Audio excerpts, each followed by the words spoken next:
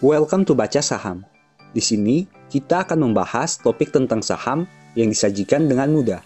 Semoga topik ini bisa membagi pengetahuan kepada Anda ya. Oh iya, sebelum melanjutkan video ini, mohon bantuan bagi teman-teman untuk subscribe channel Baca Saham ya. Aktifkan juga lonceng di samping, supaya muncul notifikasi jika ada video baru. Bantu Mimin supaya tetap semangat, upload video saham setiap minggu ya. Thank you. Saya juga mau menyampaikan bahwa sudah terbit e-book Triwulan 3 2019 untuk edisi konvensional dan syariah, yang berisi analisa 12 saham, lengkap dengan file Excel. Bagi yang berminat, bisa transfer ke nomor rekening tercantum dan dikonfirmasi melalui DM Instagram @bacasaham ya. Pasar saham krisis, saya harus bagaimana? Fenomena pasar saham yang terjadi di tahun 2020 memang sangatlah menakutkan bagi investor, khususnya bagi pemula yang baru saja masuk ke pasar saham. Bagaimana tidak, jangankan memperoleh profit, menjaga portofolionya agar tidak rugi saja sudah merupakan suatu hal yang sulit. Nah, dengan kondisi seperti ini, apa langkah-langkah yang harus dilakukan oleh investor?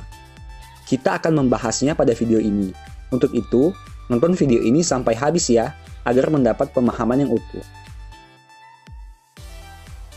Apabila Anda sudah berada di pasar modal, minimal dalam waktu 2 tahun terakhir, Anda akan menemukan bahwa IHSG tidak mengalami pergerakan yang signifikan.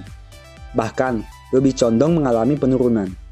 Meskipun sempat mencetak angka tertinggi yang baru di tahun-tahun sebelumnya. Pada beberapa tahun ini, banyak hal yang terjadi, bukan hanya di Indonesia, tapi juga di dunia. Mulai dari konflik perang dagang antar dua negara yang berkuasa, sampai dengan yang terbaru adalah virus corona yang membuat ekonomi menjadi melambat. Secara tidak langsung, fenomena-fenomena tersebut berdampak juga di pasar saham secara global, dan tentunya IHSG. Jika melihat posisi IHSG pada Maret 2020 di angka 4.330, indeks sudah mengalami penurunan sekitar 31,51% jika dibandingkan dengan posisi Desember 2019 di angka 6.323. Jika kita membandingkan dengan krisis yang pernah terjadi tahun 2008, indeks pada bulan Desember 2007 berada di angka 2.745 dan turun sampai ke angka 1.241 pada November 2009. Itu berarti indeks turun sekitar 54,79% saat krisis terjadi. Nah, apabila kita menggunakan data krisis tersebut untuk tahun 2020, dengan kondisi saat ini, maka ada kemungkinan IHSG bisa terus mengalami koreksi hingga ke angka 3.464. Pertanyaannya, apakah Anda sudah siap jika terjadi penurunan yang lebih dalam lagi seperti itu? Ada beberapa hal yang sebaiknya Anda siapkan apabila penurunan IHSG ini masih terus berlanjut. Ingat, tidak ada satu orang pun yang mengetahui sampai kapan dan sejauh mana penurunannya akan terjadi. Sehingga, yang dapat kita lakukan adalah mengantisipasi kemungkinan terburuk dengan berbagai persiapan yang bisa dilakukan, yaitu 1. Anda yakin fundamental perusahaan baik. 2. Harga yang ditawarkan saat ini benar-benar murah. 3. Average down bertahap. Dan 4. Dividen. Untuk langkah pertama, Anda harus yakin fundamental perusahaan itu baik. Ada beberapa hal yang dapat dipastikan pada tahap ini, di antaranya produk atau jasa perusahaan tersebut tetap dibutuhkan dalam kondisi seburuk apapun. Dengan kondisi saat ini, tentu berdampak pada kinerja perusahaan dalam memasarkan produk atau jasanya. Ada perusahaan-perusahaan yang akan mengalami penurunan omset penjualan karena kemampuan dan daya tarik masyarakat atas produknya menurun. Nah, Anda harus memastikan bahwa perusahaan yang Anda pegang memiliki produk yang tetap dibutuhkan. Minimal, kalaupun nantinya terjadi penurunan kinerja akibat krisis, dampak yang diberikan tidak terlalu signifikan dibanding perusahaan yang produknya tidak terlalu dibutuhkan. Perusahaan pernah melewati fase krisis seperti tahun 2008 dan 98 dan terbukti bertahan. Bagaimana cara kita mengetahui bahwa perusahaan mampu bertahan di keadaan yang sulit? Hal yang paling mudah adalah dengan melihat apakah mereka pernah berada di situasi yang sama atau bahkan lebih buruk lagi. Nah, Anda perlu memastikan hal itu. memiliki kinerja operasional yang murni bertumbuh dalam jangka waktu minimal 3 tahun ke belakang. Mungkin tidak banyak, namun ada beberapa perusahaan yang memiliki kinerja yang terlihat bertumbuh, padahal itu berasal dari kinerja non-operasionalnya. Selain itu, ada perusahaan yang kinerja naik turun dan tidak stabil. Nah, Anda harus memastikan bahwa saham yang Anda pegang memiliki kinerja yang stabil bertumbuh dari operasional dalam jangka waktu 3 tahun ke belakang.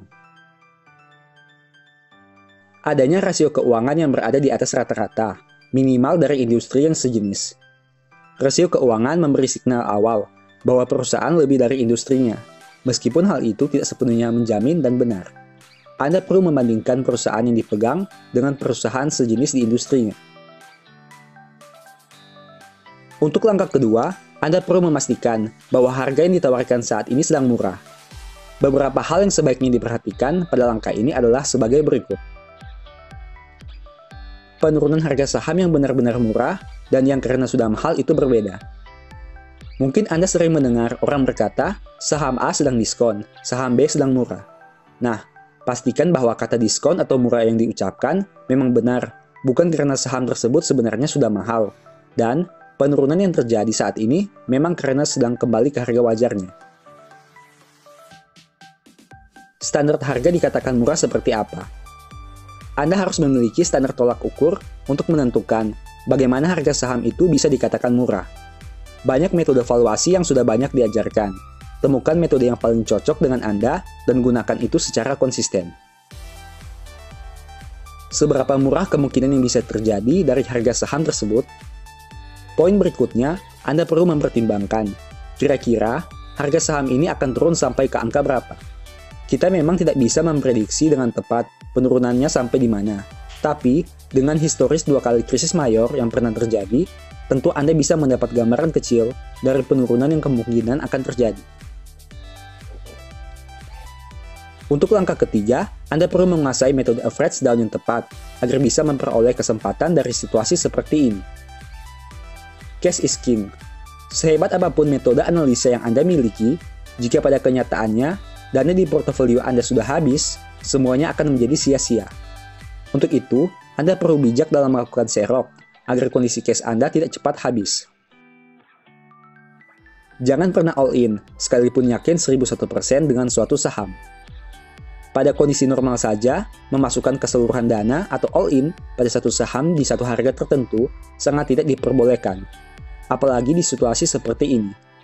Jika Anda masih ingin bertahan lama di pasar saham, sebaiknya jangan pernah untuk memasukkan keseluruhan dana pada satu harga dan satu saham saja. Jangan pernah kehabisan dana. Ini merupakan hal yang paling sulit bagi pemula, di mana mengontrol emosi untuk tidak masuk terlalu cepat di pasar modal, karena takut ketinggalan kereta. Alokasi money management dan penerapannya dalam average down sangat penting. Memang, jumlah dana yang diinvestasikan sangat berpengaruh pada step ini. Namun, jika Anda mampu melakukannya dengan bijak, maka dengan dana yang tidak terlalu besar, juga sebenarnya Anda bisa bertahan di pasar modal dengan money management yang baik. Untuk langkah keempat, pertimbangkan dividen. Dividen setidaknya menjadi penghibur. Dengan kondisi krisis seperti ini, akan ada saatnya Anda tidak bisa mengandalkan keuntungan dari capital gain suatu saham. Satu-satunya hal yang dapat diharapkan adalah dengan dividen yang dibagi.